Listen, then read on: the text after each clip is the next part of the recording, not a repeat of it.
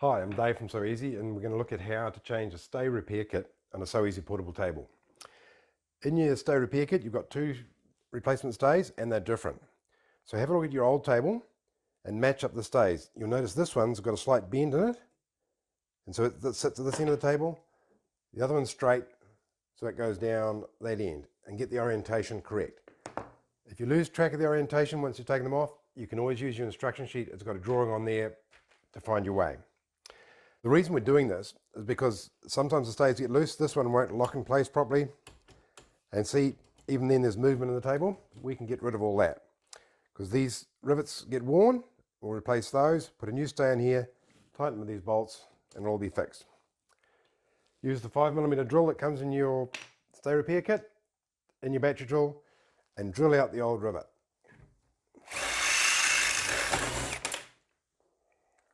Okay. When you're drilling the rivet down the bottom here, I use a bit of cardboard just to protect the paint so that the chuck doesn't damage the paint as you drill that out.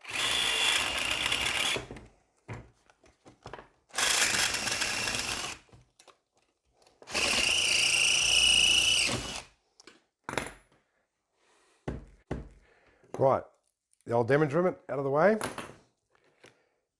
Check the alignment of your new stay. Now you need your blind riveter or pop riveter, and it will have to be set for the biggest size rivet with the biggest hole up here, okay? The rivets are different lengths.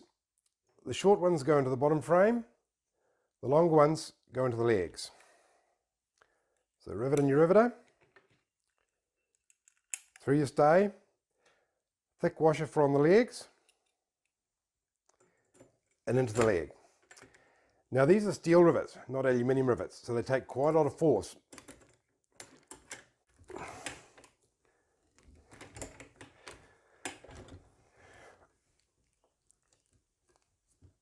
And finally pop.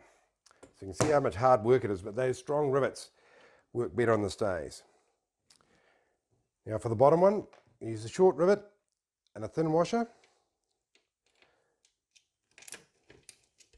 So put the rivet through, the washer on, then the stay, and then your rivet up.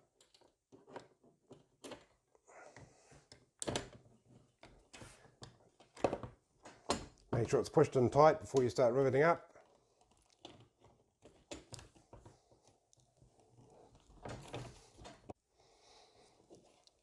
And bang. Okay, now check the stay. Okay, that's better already. Now the movement that we're seeing left is actually in this hinge bolt. There are a couple of nylon washers that used to be on the sides of these, and sometimes they crack and fall out. Don't try and replace the washer. All you have to do is use two spanners, two 10mm spanner or a shifting spanner and a 10mm spanner, and tighten these hinge bolts up.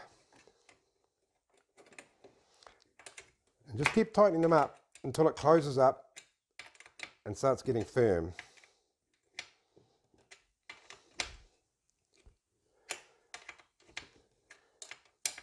You can be quite firm on those, okay? There you are. Do the other side.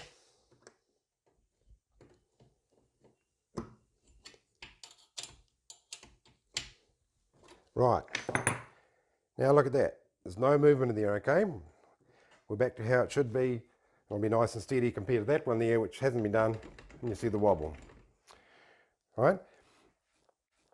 If your stay is a little bit tight, this one's quite good, but if it's just a bit too tight to use, as some of the older ones are, get a little bit of a spray lubricant and just spray on that center joint. Wipe away any surplus, and that will free up that. Okay, and that's lovely. You then proceed on to the other end. When you are tightening up the bolts at this end, there's a different bolt there, so you need an Allen key, a 4mm Allen key in there, and the 10mm spanner on the other end, and do the same tightening up on that end too. Also, while you've got the table upside down, get a Phillips screwdriver and just check to see that the screws that hold the frame on are tight. Don't over tighten them, but just check they're nice, firm and snug into the frame. Okay, and that'll get your old table back up to looking like new.